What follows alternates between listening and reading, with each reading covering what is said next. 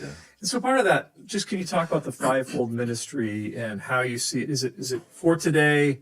Oh, yeah. How do you understand your own role in that? Absolutely. The scripture says, Ephesians 4 is our primary text for this, that these gifts were given until we come to unity of faith, to the knowledge of the Son of God, to a mature man. And we're not quite there yet. Yeah. And so those gifts were in operation. They were released, but for a specific purpose. They were released to equip the saints to carry out the work of service. They're not titles of identity. They're not titles of exaltation. Right. It's not a hierarchy where we grow from this position to that position. They are specifically graces that God puts on the life of an individual to demonstrate what Jesus did in the earth, because he was all five, obviously. Yeah. He was the best of all five. And I would say good apostles have an evangelist part as well, and good teach. I mean, you're a great Totally. teacher. You've got that Totally. component. So Yeah, it's not like this is my lane. Everybody stay out of my lane.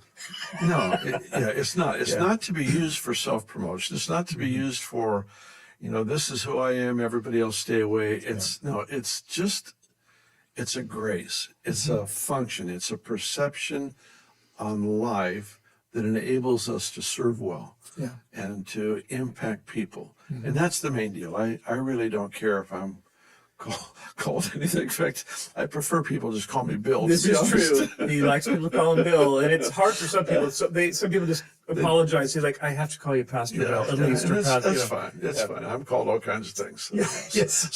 Some of them are good.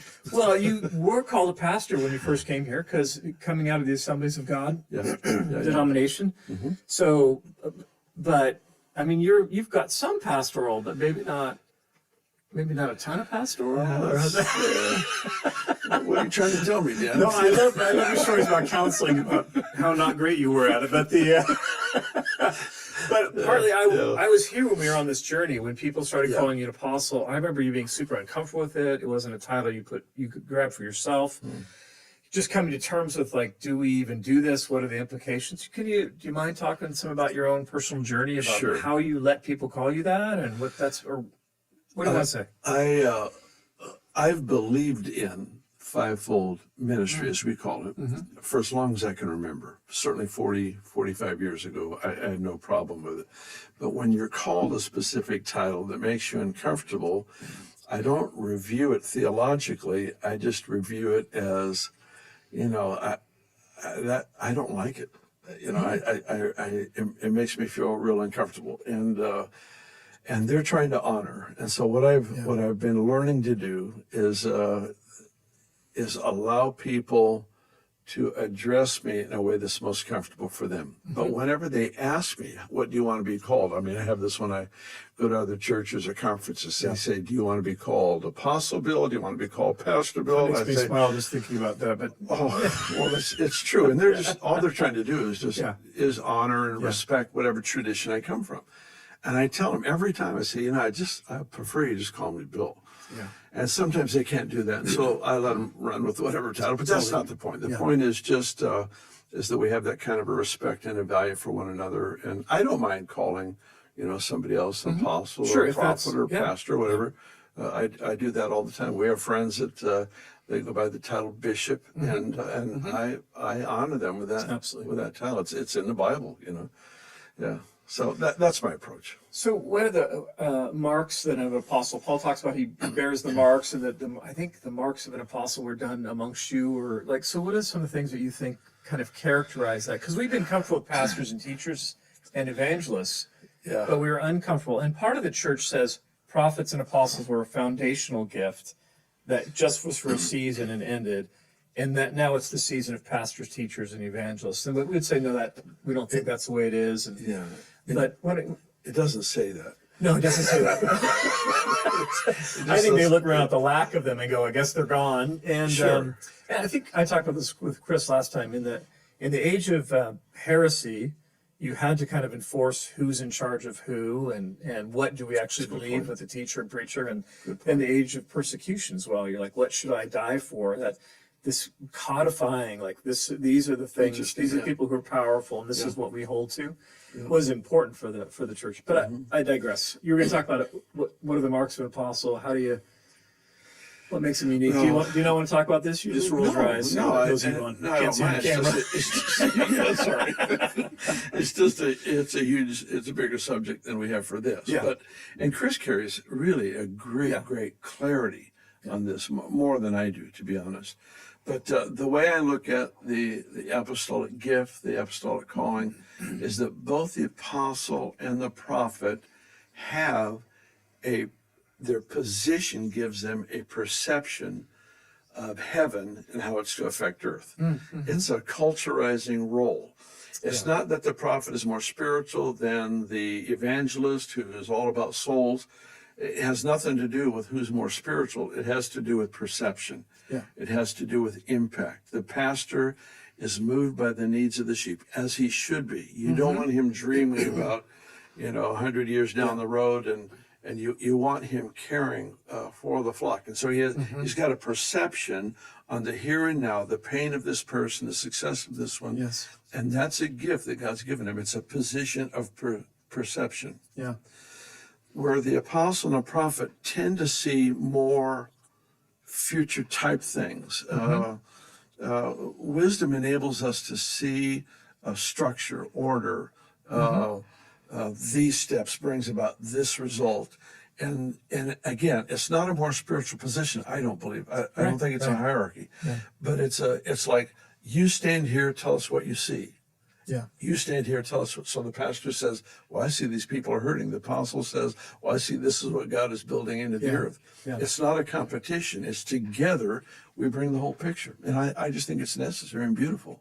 Yeah, absolutely. I mean, I have more of a pastor-teacher gift on me. So when I first you were in my world, because I was here, you were actually here way before me, but then doing whatever. But then I was on staff, and then you came and kind of retained me on the staff. But much more pastor-teacher. I was like, where are the sermons about how to deal with anger? Like, where are the sermons about how to build a good family, which weren't, you were talking about heaven and miracles and the transformation of society.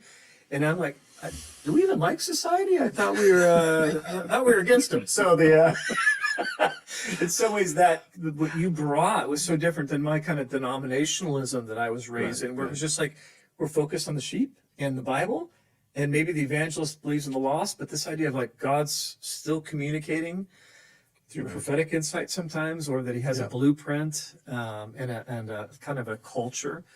I think we happen upon this is that through our time together and in Scripture, I think Paul created a culture, right? I think Totally. And that's what I see in you and us. I think Paul Manwaring was one of the first ones in our meetings to go, like, people like our miracles, but they love the culture that we've created. Yeah.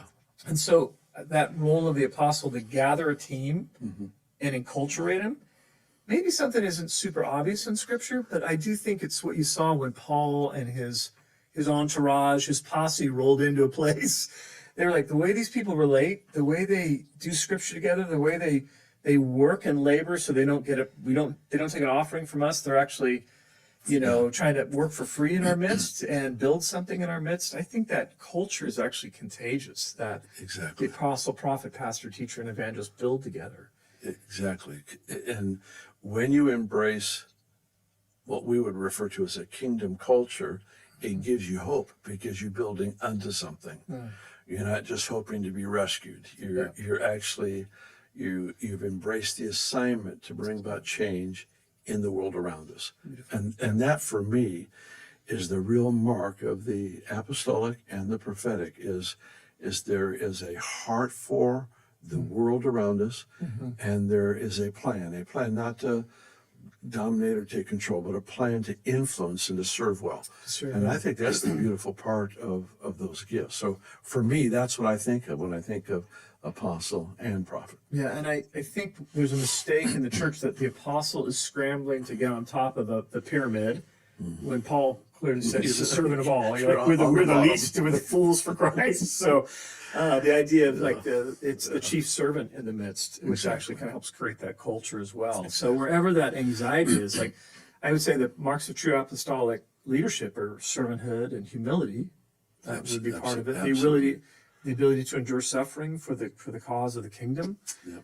We see signs and wonders are a part of it as well. I think Paul and Peter interpreted Old Testament scripture for their communities. Yep. You know, so there's a measure of that. Obviously, the teacher does that as well, but the apostle is doing some of that. So I do think it's an important gift for today, and that the church is going to continue to become even more beautiful as we kind of rediscover without anxiety, without domination. People sometimes afraid apostles are going to control and dominate. I'm like, there's a whole lot of churches where pastors or leaders or the board or just a mean person in the congregation is controlling and dominating. So you don't need the label to actually have that happen. It's a tragedy of some of our spiritual environments or religious That is the environments. truth. Yeah.